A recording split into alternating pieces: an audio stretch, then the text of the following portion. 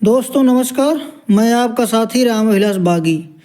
दोस्तों छात्र छात्राओं से जुड़ी हुई डेली न्यूज की महत्वपूर्ण जानकारी के लिए पूरा वीडियो जरूर देखें। दोस्तों इस चैनल को अब भी सब्सक्राइब नहीं किए हैं तो प्लीज़ चैनल को सब्सक्राइब जरूर करें और वीडियो को शेयर करें ताकि ज़्यादा से ज़्यादा छात्र छात्राओं को लाभ हो सके। दोस्तों आज की पहली महत्वपूर्ण जानकारी, पीएससी में पदोन्नत की विसंगतियां होंगी दूर, 10,584 पदों पर होगी भर्ती।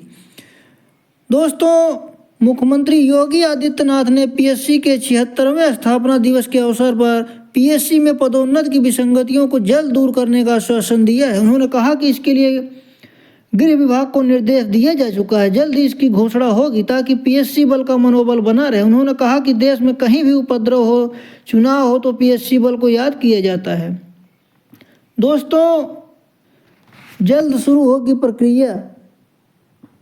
सीएम ने कहा कि पीएससी के 10,584 पदों पर सीधी भर्ती की प्रक्रिया जल्द शुरू की जाएगी। पीएससी कर्मियों के बच्चों ने हाई स्कूल और इंटरमीडिएट की परीक्षा में 90% तक सफलता अर्जित की है। हम पुलिस मॉडर्न स्कूलों का नया फर्नीचर खरीदने के लिए धनराशि देने जा रहे हैं। इसके अलावा 31 वाहनियों में प्रत्येक में 200 कर्मियों के लिए बहुमंजिला आवासीय इमारतों का निर्माण कराया जा रहा है। वहीं डीजीपी विजय कुमार ने कहा कि पीएससी का गौरवशाली इतिहास रहा है। अंत में एडीजी पीएससी केएस प्रताप कुमार ने धन्यवाद ज्ञापित किया। दोस्तों इन विसंगतियों को करना है दूर। पीएससी पुलिस सशस्त्र नागरिक पुलिस बल के पदोन्नत को लेकर तमाम विसंगतियां हैं। बता दें कि पीएससी और नागरिक पुलिस बल में आरक्षियों की सीधी भर्ती साथ में होती है, लेकिन उनकी पदोन्नत में खासा अंतर है। पीएससी के वर्ष 2004 बैच के आरक्षियों की मुख्य आरक्षी के पद पर प्रोन्नत किया जा सका है, जबकि नागरिक पुलिस में वर्ष 2011 बैच में आरक्षी में वर्तमान में मुख्य आरक्षी हैं। इसी तरह पीएससी में वर्ष 2008 बैच के मुख्य आरक्षी उप निरीक्षक बनाए जा सके हैं, जबकि नागरिक पुलिस के 2018 बैच के मुख्य आरक्षियों को उप निरीक्षक के पद पर प्रोन्नत किया जा चुका है। पीएससी के वर्ष 2012 के उप निरीक्षक में निरीक्षक बने हैं, जबकि नागरिक पुलिस के 2013 बैच के उप निरीक्षकों को निरीक्षक बनाया जा चुका है।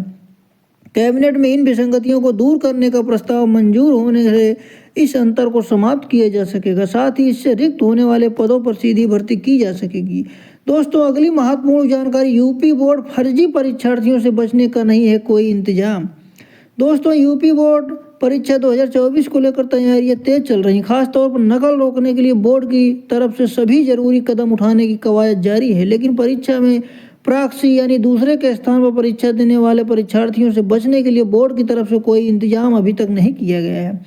जबकि पिछले वर्ष 2023 में बोर्ड की परीक्षा के दौरान 10वीं 12वीं में बड़ी संख्या में प्रॉक्सी परीक्षार्थी पकड़े गए थे। इसको लेकर प्रदेश में करीब 80 स्कूलों से इन परीक्षार्थियों के फॉर्म भराए जाने की बात सामने आई थी। यूपी बोर्ड 2024 की परीक्षाओं में नकल पर सही तरीके से नकेल कसने के लिए बोर्ड की तरफ से लगातार डीआईओएस को निर्देश दिए गए हैं। इसके साथ ही परीक्षा केंद्रों पर चयन में भी विशेष सावधानी बरतने के निर्देश हैं। उसके बाद पिछले वर्ष के सामने आए प्रॉक्सी परीक्षार्थियों पर अंकुश लगाने के लिए बोर्ड की तरफ से अभी तक कोई रणनीति नहीं बन सकी है। हालांकि बोर्ड के अधिकारियों के माने तो परीक्षा में गड़बड़ी फैलाने वालों को रोकने के लिए सभी जरूरी कदम उठाए जाएंगे। पिछले वर्ष 10वीं और 12वीं की बोर्ड परीक्षा के दौरान अलग अलग जिलों से 120 से अधिक प्रॉक्सी परीक्षार्थी पकड़े गए थे। इस मामले में जांच के बाद सामने आया कि इन परीक्षार्थियों ने प्रवेश के अलग अलग करीब 80 विद्यालयों से परीक्षा फॉर्म भरा था। इसके बाद बोर्ड ने ऐसे विद्यालयों को चिन्हित करके उनकी मान्यता वापस लेने की तैयारी की थी, लेकिन अभी तक ऐसे महाविद्यालयों की मान्यता हरण की प्रक्रिया पूरी नहीं हो सकी है। दोस्तों अगली महत्वपूर्ण जानकारी, नवगठित शिक्षा सेवा चयन आयोग में छोड़ दिए गए लूप होल। सरकारी नौकरी देने वाले चयन आयोग में काम करेंगे ठेके के कर्मचारी। दोस्तों बेसिक शिक्षा से लेकर उच्च शिक्षा तक के शिक्षण संस्थाओं में शिक्षक भर्ती के लिए उत्तर प्रदेश शिक्षा सेवा चयन आयोग ने नियमावली या सूचना 13 दिसंबर को जारी कर दी गई है। प्रदेश में यह सबसे ज़्यादा सदस्यों वाला आयोग होगा। जल्द ही अध्यक्ष और सदस्य का चयन होगा। उसके बाद अन्य पदों पर अधिकारियों और कर्मचारियों की नियुक्ति होगी और भर्ती प्रक्रिया शुरू हो जाएगी। लेकिन इस आयोग में एक लूप होल छोड़ दिया गया है। इसमें कंप्यूटर एवं आईटी कोऑर्डिनेटर आउटसोर्सिंग यानी ठेके का होगा। इसके लिए भर्ती में सेधमारी हो सकती है। भर्तियों में आउटसोर्सिंग विवादित रहा है। इस व्यवस्था का प्रतियोगी छात्रों ने विरोध शुरू कर दिया है। उन्होंने इसकी शिकायत राज्यपाल व मुख्यमंत्री से की है। नए आयोग का गठन उत्तर प्रदेश लोक सेवा आयोग की तरह करने की योजना थी। नियमावली में सचिव, परीक्षा नियंत्रक, वित्त अधिकारी, वित्त एवं लेखा अधिकारी, उप सचिव आदि की व्यवस्था यूपीएससी की तरह की गई है, लेकिन कंप्यूटर सेक्शन आउटसोर्सिंग से कर दिए गए। यूपीएससी में कंप्यूटर सेक्शन खुद का है, इसलिए भर्तियां निष्पक्ष होती हैं। जिन संस्थाओं ने भर्तियां आउटसोर्सिंग से की उसमें सेधमारी हुई। प्रतियोगी छात्र संघर्ष समिति के अध्यक्ष अवनीश पांडे ने कहा कि सरकारी नौकरी मतलब लकी ड्रा खुल जाना है। इसे पाने के लिए लोग मोटी रकम देने को तैयार रहते, इसलिए भर्तियों में निष्पक्षता बनाए रखना बहुत जरूरी है। इस दौर में भर्ती का विज्ञापन निकालने के लेकर परिणाम जारी करने तक सभी काम कंप्यूटर से होता है। काम आउटसोर्सिंग के कर्मी करेंगे तो वह किसी भी स्तर तक खेल कर सकते हैं। उनकी खुद की नौकरी पक्की नहीं है तो वह लालच में कुछ भी कर सकते हैं। विडंबना यह है कि ठेके के कर्मचारी सरकारी विभाग के लिए भर्ती करेंगे। समिति के मीडिया प्रभारी प्रशांत पांडे ने बताया कि उच्चतर शिक्षा सेवा आयोग में कंप्यूटर का काम आउटसोर्सिंग से हुआ है। कंप्यूटर सेक्शन वालों ने 18 अभ्यर्थियों का नंबर बढ़ा दिया और वह असिस्टेंट प्रोफेसर की नौकरी पा गए। मामला हाई कोर्ट पहुंच गया, जांच हुई तो मेरिट बदली गई। यह सभी मेरिट से बाहर हो गए। अब लोग मेरिट में आए उनको नियुक्ति नहीं मिल रही, क्योंकि कम मेरिट वाले कॉलेजों में कार्यभार ग्रहण कर लिए हैं। दोस्तों, शिक्षा सेवा चयन आयोग से होगी अटल आवासीय विद्यालयों की शिक्षक भर्ती। दोस्तों, श्रम विभाग की ओर से प्रदेश के सभी 18 मंडल मुख्यालयों में स्थापित किए गए अटल आवासीय विद्यालयों में शिक्षकों की स्थायी भर्ती उप शिक्षा सेवा चयन आयोग के माध्यम से की जाएगी। फिलहाल इन विद्यालयों में नवोदय विद्यालयों के सेवानिवृत्त शिक्षक बच्चों को पढ़ा रहे हैं। उप भवन में अन्य स्वनिर्भर कल्याण बोर्ड में पंजीकृत निर्माण श्रमिकों के बच्चों और कोरोना काल में अनाथ हुए बच्चों को निःशुल्क शिक्षा देने के लिए योगी सरकार ने सभी मंडल मुख्यालयों में अटल आवासीय विद्यालयों की स्थापना की है। इन विद्यालयों में कक्षा 6 से 12 तक की शिक्षा दी जाएगी। अटल आवासीय विद्यालयों का प्रथम शैक्षिक सत्र 2023-24 बीते सितंबर माह से शुरू हो चुका है। शासन ने प्रत्येक अटल आवासीय विद्यालयों में प्रधानाचार्य व प्रशासनिक अधिकारी के एक प्रवक्ता के 16 और सहायक अध्यापक 27 पद सृजित किए हैं। इस तरह इन विद्यालयों में कुल 800 से अधिक पद सृजित किए गए हैं। दोस्तों, इन विद्यालयों में शैक्षिक पदों पर अस्थायी नियुक्ति के लिए BOCW की ओर से सेवा नियमावली तैयार कर शासन को भेजा गया है। दोस्तों, अगली महत्वपूर्ण जानकारी साक्षात्कार तकनीक पर होगा मंथन, बड़े बदलाव की तैयारी। यूपीएससी में आज जुटेंगे 14 राज्यों से अधिक आयोग अध्यक्ष और सदस्य। दोस्तों, उत्तर प्रदेश लोक सेवा आयोग ने सोमवार को देश के 14 राज्यों के लोक सेवा आयोगों के अध्यक्ष और सदस्य जुटने जा रहे हैं। साक्षात्कार तकनीक पर आधारित एक दिनी कार्यशाला में अध्यक्ष और सदस्य अपने सुझाव देंगे। सुझावों के आधार पर भविष्य में साक्षात्कार तकनीक में बड़े बदलाव की तैयारी है। कार्यशाला का उद्घाटन सुबह 9 बजे हाईकोर्ट के कार्यवाहक मुख्य न्यायाधीश मनोज कुमार गुप्ता करेंगे। यूपीएससी ने भर्ती में पारदर्शिता के मद्देनजर बीतों दोनों साक्षात्कार तकनीक पर कई अहम बदलाव किए हैं। आयोग सीधी भर्ती की साक्षात्कार तकनीक में बदलाव करने जा रहा है। अब तक एक सदस्य और एक विशेषज्ञ का साक्षात्कार बोर्ड होता था, लेकिन अब 2 सदस्यों और 2 विशेषज्ञों का साक्षात्कार बोर्ड होगा।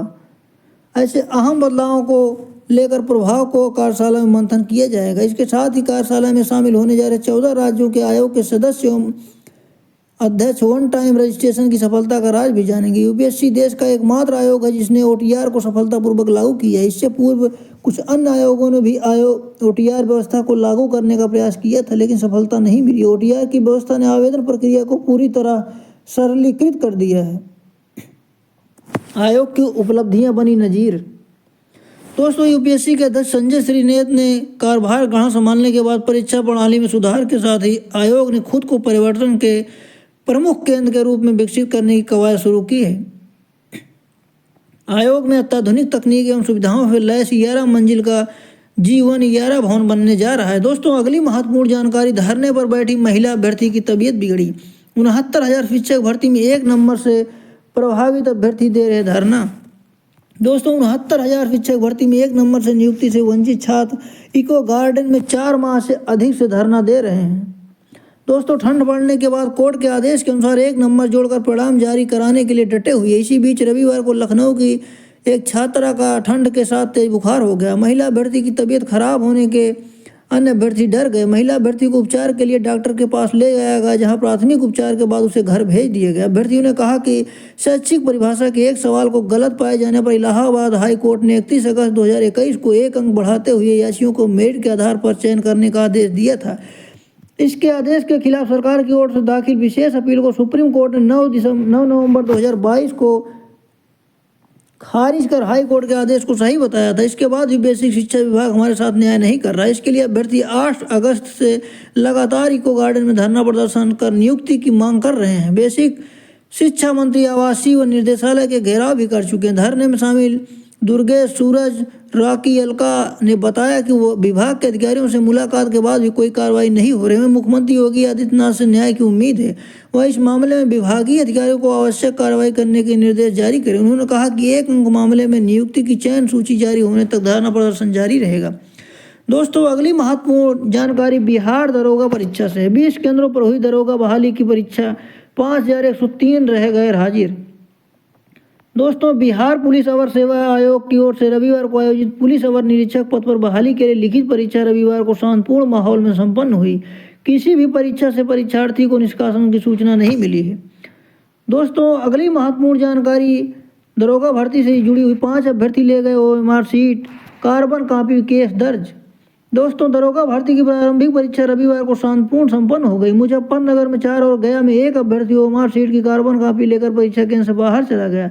इस मामले प्राथमिकी दर्ज की गई है। मुजफ्फरनगर के DN हाई स्कूल से सलमान अली, दीवान रोड से मनोहर लोहिया, कॉलेज से नितेश कुमार, खबड़ा स्थित केंद्र से हरसभा स्थित मुखर्जी सेमनी हाई स्कूल सेंटर में से एक परीक्षार्थी OMR सीट की कार्बन कॉपी ले गए हैं।